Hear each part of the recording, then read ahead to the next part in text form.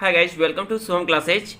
तो हम आज बात करने वाले हैं आपके first lesson character of happy life, जिसके पोएट हैं सर हेनरी वॉटन जी। जैसा कि मैं आपको इस कैरेक्टर ऑफ हैप्पी लाइफ के पूरे समरी और इसके एक एक स्टेंजा के अर्थ को मैंने बहुत अच्छे से आपको समझा दिया है। तो आज की ये वीडियो आपके लिए बहुत इंपॉर्टेंट होने वाली है, क्योंकि जब आपने अर्थ को समझ लिया तो सेंट्रल आइडिया मैं आपको बहुत ही इजी करने वाला हूं। तो अब तक जो भी लोग हमारे इस वीडियो को देख रहे हैं, हमारे सोम क्लासेस चैनल को सब्सक्राइब जरूर कर लें। और तो चलिए हम बात करते हैं सेंट्रल आइडिया के बारे में। देखो, सेंट्रल आइडिया होता क्या है? तो सेंट्रल आइडिया होता क्या, आपका लिखा होता है केंद्रीय विचार, यानी केंद्रीय बिंदु होता है, मुख्य बिंदु। आपने जो 6 स्टेंजा पढ़ा उसमें आपके कौन से मुख्य भाव रहे हर स्टेंजा का। देखो, तो सेंट्रल आइडिया कभी आप लोग रटते हो तो रटना कोई जरूरी नहीं होता है। हम करते क्या है कि प्रत्येक स्टेंजा से 2 लाइन कम से कम, इसमें 60 वर्ड्स आपको लिखने होते हैं कम से कम। तो कम से कम हर स्टेंजा से अगर आप 2 सेंटेंस, 2 या 3 सेंटेंस यदि क्लियर कर लेते हो, उसको क्या करो, उसके अर्थ को ट्रांसलेट करके क्या करो, लिख दो, हो गया आपका। यानी ये फर्स्ट लाइन से लास्ट लाइन तक लेकर क्या भाव रहे इस पोयम के, क्या बताना चाहा कवि ने, वही लिखा जाता है। तो चलिए देखिए कैसे लिखा गया है। पहला स्टेंजा आपका था क्या कि how happy is he born और not that serveth not another's will, कि वह व्यक्ति, एक प्रसन्न व्यक्ति अपने जन्म शिक्षा से कितना खुश होता है जो दूसरों की इच्छा के अनुसार कार्य नहीं करता। Whose armour is his honest thought, जिसकी ईमानदारी का विचार किया उसका शस्त्र होता है। एंड सिंपल ट्रूथ, और उसकी सामान्य सत्यता हिज अटमोस्ट स्किल, उसकी सबसे बड़ी योग्यता होती है। तो जाहिर सी बात है इस फर्स्ट स्टेज में उन्होंने क्या बताने की कोशिश की थी। देखिए, अगर सेंट्रल आइडिया क्लियर है तो एक्सप्लेनेशन क्लियर होगा। तो इसने कहा कि the poet describes the qualities of a really happy man. कवि जो है आपके क्या है, गुणों को बताते हैं आप रियली हैप्पी मैन, एक प्रसन्न व्यक्ति के। तो जो आप ये देख रहे हो ना कि the poet describe the qualities of really happy man, तो याद रखिएगा जब आप एक्सप्लेनेशन करोगे तो बस इसके पहले लिख दोगे कि इन दीज लाइंस। यहां तक आपका ये क्या बन जाएगा, कॉन्टेक्स्ट। आपका कॉन्टेक्स्ट हर, अगर कैरेक्टर आप हैप्पी लाइफ से आएगा तो हर स्टेंजा के लिए कॉन्टेक्स्ट बस इतना ही बनेगा। कहां तक, द पोएट से लेकर हैप्पी मैन तक। इसके पहले बस आपको इंक्लूड कर लेना होगा कि इन दीज लाइंस, बस इतना ही। तो the poet describe the qualities of a really happy man, इसमें कवि ने क्या है, एक प्रसन्न व्यक्ति के, एक सच्चे प्रसन्न व्यक्ति के गुणों को व्यक्त किया है। उसके बाद उसमें क्या था, ईमानदारी की बात किया था कि ईमानदारी उसका शस्त्र होता है। देखो, तो जाहिर सी बात आप कहोगे a happy man is honest and truthful. क्या है कि एक खुश व्यक्ति क्या होता है, ईमानदार और सत्यवादी होता है। दिया था ना कि and simple truth is his utmost skill. तो जाहिर सी बात है कि आप इसको क्लियर कर लोगे। अब ये कॉन्सेप्ट आपका समझ में आ गया कि वो ईमानदार है और वो सत्यवादी है, क्योंकि उसकी जो सामान्य सत्यता है वही उसका सबसे बड़ा क्या होता है, योग्यता होता है। तो ये चीजें आपकी रही। अब उसके बाद लिखा है कि he is the second stanza में, देखो सेकेंड स्टेंजा में लिखा था कि whose passions not his master, उसकी जो इच्छाएं उसके नियंत्रण में नहीं, यानी उसकी वो अपने इच्छाओं के नियंत्रण में नहीं रहता और वो हमेशा मृत्यु के लिए तैयार रहता है। वो untied unto the world with care, सांसारिक बंधनों से मुक्त होता है। उसे ना तो राजा की कृपा की जरूरत होती है, ना ही किसी की आलोचना से डरता है। तो उस लाइन को आप क्लियर करोगे तो क्या है, ही is the master of his passion, वो अपनी इच्छाओं का मालिक है। सेंट्रल आइडिया सबका एक्सप्लेनेशन में भी बहुत मदद करेगा, इसलिए सेंट्रल आइडिया क्लियर रहेगा। ही is not afraid of death, वो कभी मृत्यु से डरता नहीं है। He is ready, he is always ready for death, ये भी कह सकते हो, he is always ready for death, वो हमेशा मृत्यु के लिए तैयार रहता है। ये लाइन भी क्लियर कर सकते हो आप।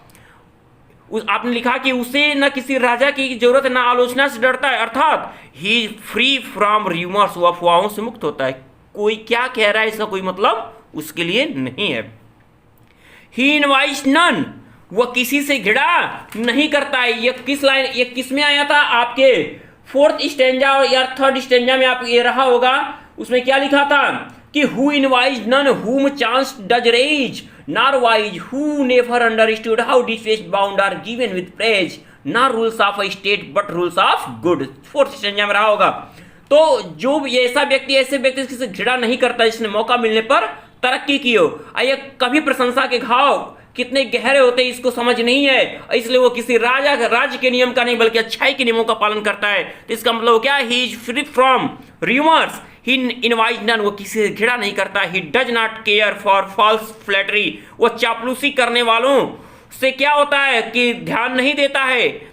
और उसके बाद क्या था कि who God does late and early pray more of his grace for his gift, कि वो भगवान की दिन रात प्रार्थना उसकी कृपा प्राप्ति के लिए करता है, न कि उसकी उपहार प्राप्ति के लिए। इसका मतलब क्या कि ही प्रेज टू गॉड डेली, वो भगवान की क्या करता है, प्रतिदिन प्रार्थना करता है। उसके बाद था कि who entertains the harmless day with a well chosen book और अ फ्रेंड, कि वो अपने बुरे दिन को एक अच्छी किताब और एक मित्र के साथ बिताता है। तो आप क्या कर सकते हो, इसको लिख सकते हो कि ही स्पेंड्स वो व्यतीत करता है हिज टाइम, अपने समय को विथ गुड बुक्स, अच्छी किताबों के साथ, और गुड या अच्छे मित्रों के साथ। या ही पासेज हिज टाइम, यहां पर पासेज भी कर सकते हो, ही इंटरटेन्स भी कर सकते हो। तो ही स्पेंड्स या ही पासेज हिज टाइम, यहां विथ के जगह इन द कंपनी ऑफ भी लगा सकते हो, in the company of good books और गुड फ्रेंड। तो ये बहुत इजी, देखो कितना आपने कि बहुत ट्रांसलेशन बस किया है, कुछ नहीं किया, कितना आसान है। आप हिंदी में अर्थ जानते हो, ट्रांसलेट करके लिख दो कि वो अपना समय क्या करता है, अच्छी किताब या अच्छे मित्र के साथ बिताता है। तो प्रेजेंट इंडेफिनिट ता है, तो ही स्पेंड्स वो बिताता है क्या, अपना समय। तो हिज टाइम साथ, तो विथ किसके साथ, तो गुड बुक अच्छी किताब के साथ, और गुड फ्रेंड या अच्छे मित्र के साथ। बस कितना इजी मेथड है। तो आप बस अर्थ जानो, बाकी तो आप एकदम तुरंत बना दोगे सेंट्रल आइडिया, कुछ भी कठिन नहीं है सेंट्रल आइडिया करने में। अब तो बात करते हैं आगे। अगले स्टेंजा में लिखा था कि this man is free from servile band, कि यह व्यक्ति क्या होता है, सांसारिक बंधनों से मुक्त होता है। आई होप टू राइज और फियर टू फॉल, ना तो इसे उठने की आशा होती है ना गिरने का डर होता है। लॉर्ड ऑफ हिमसेल्फ, स्वयं का भगवान होता है। थ्राउट नॉट ऑफ लैंड्स, ना वह भले इस दुनिया का इस संपत्तियों का मालिक ना हो, भूस्वामी ना हो, लेकिन वो स्वयं का मालिक होता है। Having nothing he at all, उसके पास कुछ ना होते भी वो सब कुछ रखता है, वो गरीब होते हुए भी बहुत कुछ रखता है।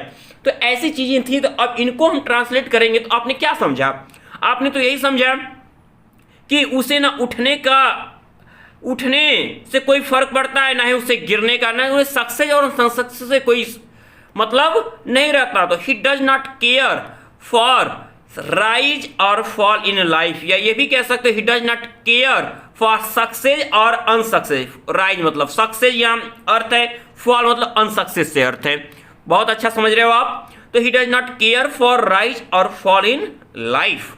अब ही is the Lord of himself, वो स्वयं का मालिक होता है, अर्थात कि उसको अपने से वो जो सोचता है, उसको जो अच्छा लगता है वो वही करता है। आपने पहले ही ऊपर देखा कि वो क्या, कि he is not dependent on others और he does not work according to others, वो दूसरों की इच्छाओं के अनुसार कार्य नहीं करता है। तो ही is the Lord of himself, वो स्वयं का मालिक होता है, खुद पर वो काबू है उसका, वो जैसे चाहे अपने आप को क्या करेगा, केयर कर लेगा। दूसरों से मतलब उसकी है ही नहीं, चापलूसों से तो मतलब ही नहीं है।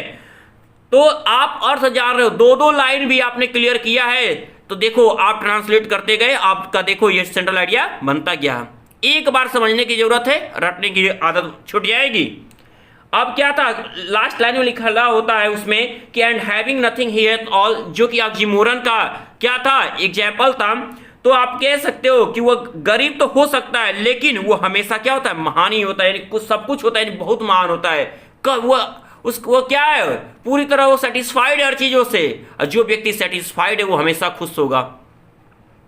तो ही मे बी पुअर, वो गरीब तो हो सकता है, बट मोरली, लेकिन नैतिकता से कहे, नैतिक रूप से ही इज ऑलवेज ग्रेट, वो हमेशा क्या होता है, महान होता है। तो ये है सेंट्रल आइडिया। और ये अब आपको अगर सेंट्रल आइडिया क्लियर है तो आप पूरी तरह से एक्सप्लेनेशन को इतना इजी मेथड से करोगे ना। देखो एक्सप्लेनेशन भी आपको अगले वीडियो में प्रोवाइड करने वाला हूं, तो बहुत अच्छी वीडियो आपको मिलने वाली है। तो ये सेंट्रल आइडिया अब आप एकदम पूरी तरह अभी से तैयार कर जाओ, क्योंकि अब जब आपके कुछ पोएम कम हो गए तो जाहिर सी बात है कि कैरेक्टर ऑफ हैप्पी लाइफ की सेंट्रल आइडिया पूछने की 100% चांस बन रहे हैं इस साल। तो अब आज के लिए इतना। तो अगर यदि आपको आज की मेरी वीडियो पसंद आई हो तो आप इसे लाइक और शेयर करना नहीं भूलेंगे, और जिस भी विद्यार्थी ने अभी हमारे सोम क्लासेस के चैनल को सब्सक्राइब नहीं किया है वो यथाशीघ्र सोम क्लासेस के चैनल को सब्सक्राइब कर लें। तब तक के लिए गुड बाय माय डियर्स।